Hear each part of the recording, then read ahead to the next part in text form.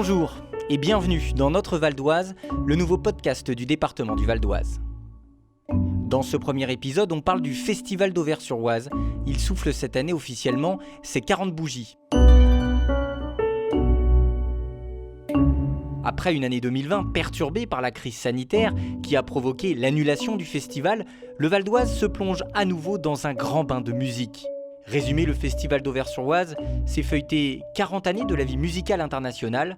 Pour cet anniversaire si symbolique, nous sommes allés à la rencontre de Pascal Escande, le président fondateur du festival.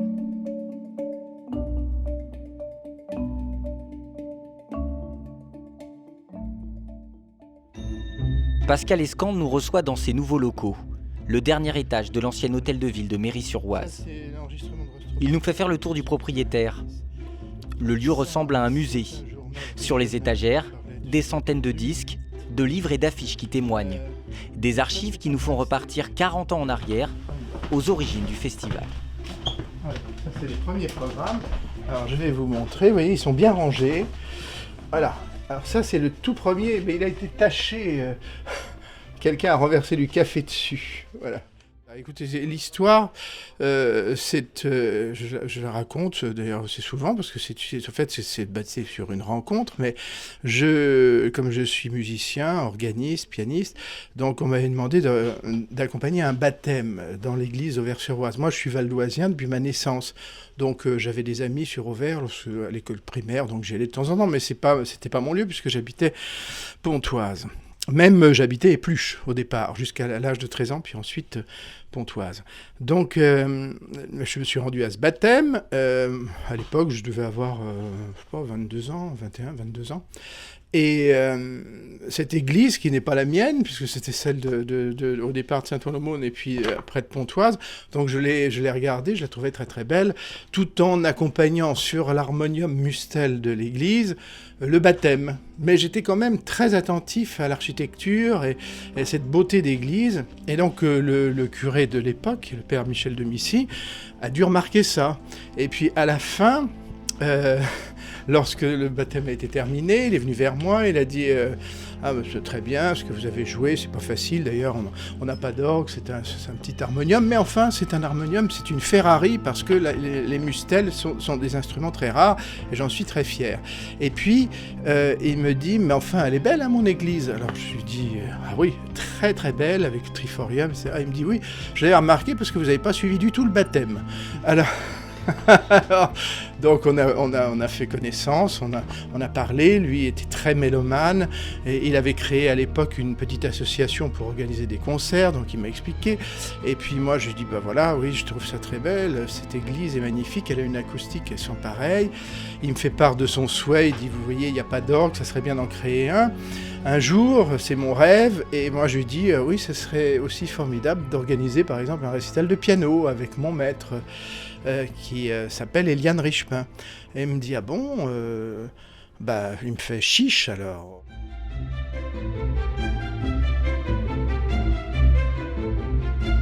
Au départ, Pascal Escande et le père Michel de Missy créent l'association pour la fondation François Couperin, ancien musicien de l'époque de Louis XIV, le père des organistes français.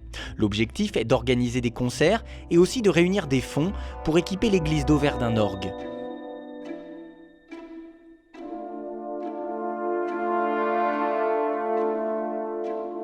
Donc l'association est née, on a fait quelques concerts de saison, 2 par an, pas plus, avec les moyens du bord. Et puis en 1981, j'ai proposé de créer un festival de musique de chambre, voilà, qui a été, il a dit c'est une très bonne idée, et c'est comme ça que le festival, voilà, est né au début mai 1981 avec 4 concerts. Alors, on peut vous les dire, hein, ces concerts, voilà. C'est le programme. Festival d'Auvers-sur-Oise, c'est le premier programme officiel. Voilà, officiel. Ben, on l'avait appelé Festival de musique de chambre, vous voyez, puis après cette première année, donc il y avait l'ensemble vocal et instrumental Tillman Susato. Ensuite, il y avait un récital de jeunes artistes déjà, François Ducasse et Valentine Caillot pour flûte et harpe. Ensuite, une chorale. Donc, ça définissait déjà en fait les lignes du Festival d'Auvers, voix, piano, musique de chambre et puis opéra de chambre. Donc, la chorale Sipan Comitas. Et puis le concert de clôture, alors là, ça avait quand même réuni des moyens parce qu'il n'y avait pas d'orgue. Et comme j'étais un fidèle festivalier du Festival de Menton chaque année, je me souviens avoir entendu Bernard Soustreau, Jacques Chambon et Philippe Lefebvre, qui était à l'époque le titulaire des orgues de Chartres, puis il est devenu après titulaire de l'orgue de Notre-Dame de Paris, et il apportait son orgue personnel. C'était un orgue de 20 jeux. Je me souviens sur le parvis de Notre-Dame de la basilique Saint-Michel Archange de Menton, cet orgue avait été posé et ça avait fait un très beau concert. Je me suis dit, tiens, comme il y a un des buts de l'association, c'est la construction d'un orgue, on va terminer par cela. Alors ça n'était pas chose facile parce que pour d'abord que cet orgue soit amené par Philippe Lefebvre en camion, puis traîné non pas dans la nef poussé dans la nef parce qu'il fallait passer par le bas-côté, il était quand même assez imposant, mais on l'a fait. Et ça a été le concert de clôture qui en fait terminait ce premier festival avec 4 concerts. Voilà, ça c'était en 1981, on a terminé donc le 30 mai.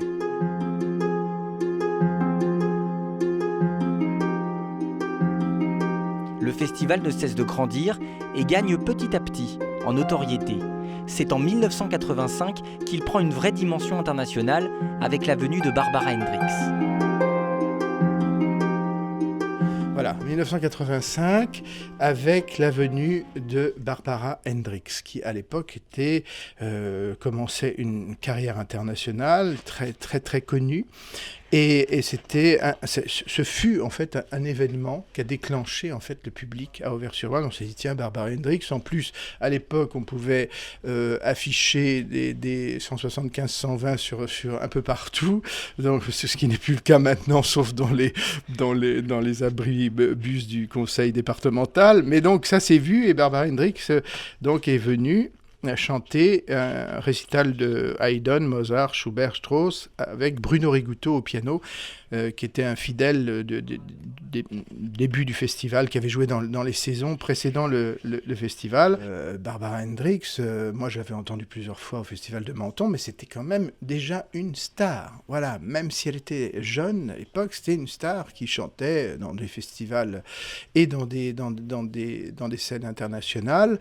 Donc il fallait être audacieux. Donc j'avais demandé un rendez-vous à Opéra et Concert à Paris. Et on m'a reçu, et celui qui m'a reçu, c'est Martin Engström. Alors, ce que je ne savais pas, c'est que Martin Engström était marié avec Barbara Hendricks. Donc, je lui fais une première proposition, en disant, voilà, ce serait pour la 5e année, j'ai beaucoup d'admiration pour Barbara, et c'était le cas, et je souhaiterais l'inviter pour un concert à Auvers-sur-Oise. Il me dit, écoutez, c'était un projet intéressant, mais malheureusement, c'est trop loin pour Barbara, parce que là, il faut quand même lui éviter les kilomètres. Et je lui dis, mais écoutez, c'est pas tellement loin quand même, là, on n'est pas loin de... Il me dit, si, Anvers, Paris, c'est quand même très loin. Alors je lui dis, mais non, c'est pas Anvers, c'est Auvers-sur-Oise. Voilà, alors c'était un quiproquo, et donc là, il dit, ah bon, Auvers-sur-Oise, évidemment. Et il me dit, mais j'ai dit, oui, Van Gogh, à l'époque, c'était pas connu comme maintenant. Et il me dit, ah ben alors ça change tout, mais dans ces cas-là, bon, on va pas faire venir le pianiste avec qui elle chante habituellement. Et je lui dis, il me dit, j'ai vu dans vos artistes, Bruno Rigutto, elle l'aime beaucoup, et voilà, et c'est comme ça que c'est arrivé. La rencontre Bruno Rigutto, Barbara Hendricks, ça a été un succès fou. On a refusé évidemment du public.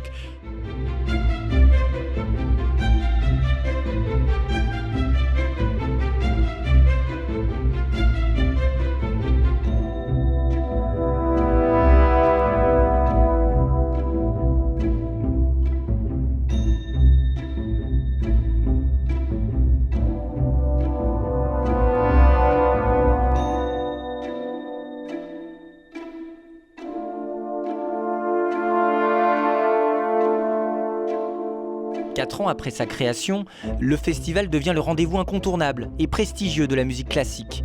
Il se bâtit une solide réputation auprès des plus grands interprètes.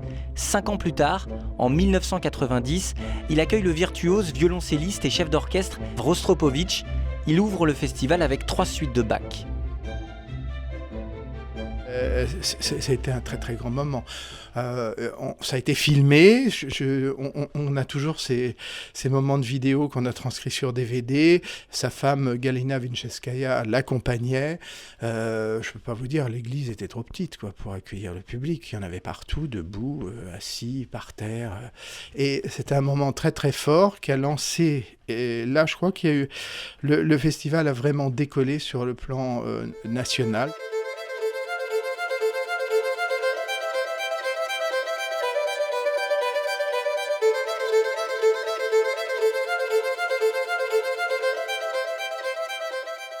Si beaucoup gardent en mémoire les concerts de Barbara Hendricks ou de Rostropovitch, d'autres se souviennent y avoir découvert de nombreux artistes.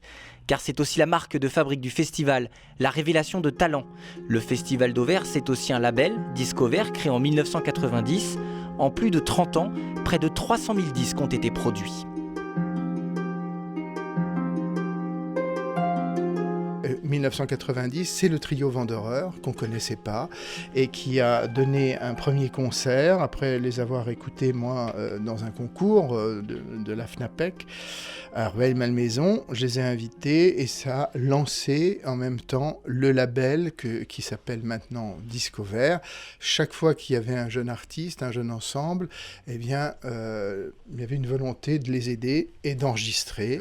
Claire-Marie Leguet, bien sûr, tout à fait anonyme au départ, découverte lors d'une masterclass en 1990, masterclass de Bruno Rigouteau. Je lui ai proposé de l'inviter l'année suivante, un concert jeune talent, puis on a enregistré son premier disque. Franz Liszt, Les études transcendantes, qui a défrayé la chronique, parce qu'elle avait 19 ans. Et puis, 2 ans plus tard, un autre disque, Schumann. Ce disque, en 1998, a été couronné par une victoire de la musique de la meilleure révélation, en même temps que Patricia Petitbon, qui est aussi fait partie de la famille du Festival d'Auvers. Toutes les deux ont eu cette victoire de la musique, c'est amusant, hein, en 1998.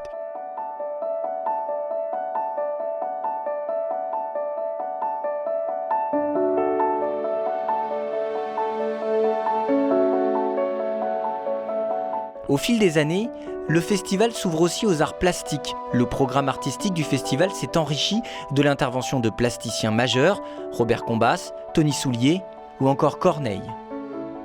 Ça a toujours existé, mais véritablement, cette politique artistique créative, en associant un compositeur et un plasticien, ça a commencé vraiment en 2000. Mais il y a eu évidemment des années où un peintre était invité, où il y avait une création de compositeur. Par exemple, je me souviens comme ça, puisqu'on parle du Val d'Oise en 1986, création du tombeau de Van Gogh dans l'esprit du tombeau de Couperin de Maurice Ravel. Et ça, c'était une initiative du département. Et donc, on s'est associé, nous, Festival d'Auvers, à cette création. C'était 6 compositeurs qui habitaient dans le Val d'Oise et à chaque fois donc déclinaient une ligne pour un hommage à Vincent Van Gogh. Chaque fois, je disais un compositeur, un peintre. Alors, on a commencé avec Tony Soulier en 2000, et il est présent cette année, c'est pas du tout un hasard. On a commencé avec Tony Soulier, et donc l'exposition avait lieu, d'ailleurs, c'est aussi pour la première fois dans l'Orangerie Sud du Château d'Auvers. Et elle aura lieu aussi dans l'Orangerie Sud cette année pour les 40 ans. C'était normal qu'il y ait un rappel entre le compositeur qui nous a suivis et qui nous a aidés, Thierry Esquèche, et puis Tony Soulier, lui aussi qui était fidèle.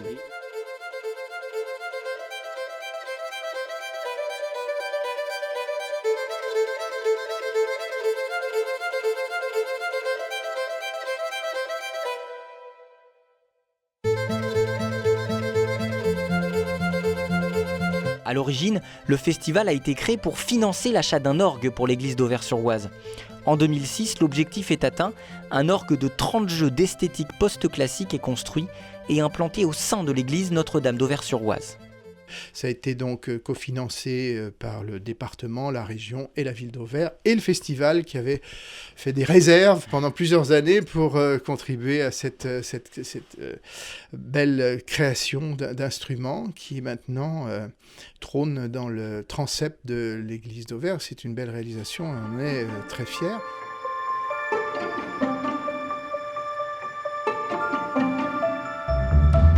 Ce festival a lieu dans un village rempli d'histoire, Auvers-sur-Oise. La cité à tout jamais immortalisée par Van Gogh a marqué tous les artistes. Ils ressentent tous quelque chose. Alors, moi je peux vous dire simplement des souvenirs, mais ceux qui sont les plus sensibles vont se promener. Ils prennent la rue d'Aubigny, ils vont jusqu'à l'atelier d'Aubigny, ils remontent vers le cimetière, ils vont voir la tombe de Van Gogh, et ça les inspire. Par exemple, Ivo Pogrelich, en 1995, puis un petit peu plus tard, lorsqu'il est revenu, il est allé tout de suite se promener. Maria Joao Pires, qui avait voulu rester, on lui avait proposé un hôtel, eh ben non, elle a voulu rester chez l'habitant. La première chose qu'elle a faite, dès son petit déjeuner, elle est montée vers le cimetière, elle est restée, elle a regardé les champs de blé, le colza, et ça c'est très fort, et les artistes le ressentent. Voilà. Mais même dès les premières les premières années, par exemple, quand on a, je me souviens, invité Udo Reinemann, qui est revenu après, je citais les solistes vocaux d'Utrecht, et ces opéras qui ont été montés dans la cour, eh bien, il avait logé dans une petite maison de la rue d'Aubigny, qui existe toujours, qui est du 15e, qui s'appelle La Pipolette. Et il était très heureux, et ça l'avait inspiré d'être dans cette petite maison avant son concert du soir de Lied avec Noël Lee. Et ça, ça fait partie d'Auvers-sur-Oise. Mais ça fait partie donc de ce charme, et puis de pouvoir se promener. Alors, il y a 3 niveaux à Auvers-sur-Oise. Il y a l'Oise, il y a le centre, avec cette longue rue qui, au début, définissait Auvers comme le village le plus long de France, 11 km, parce que Butry, ça faisait partie. Et puis, il y a le plateau, là, l'église, les champs de blé, la rue d'Aubigny, c'est magnifique. Là, on est aussi très inspiré.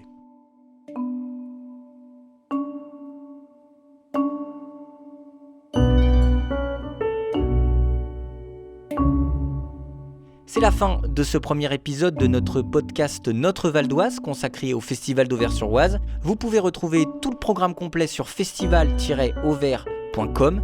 N'hésitez pas aussi à nous suivre sur les réseaux sociaux du département et sur valdoise.fr.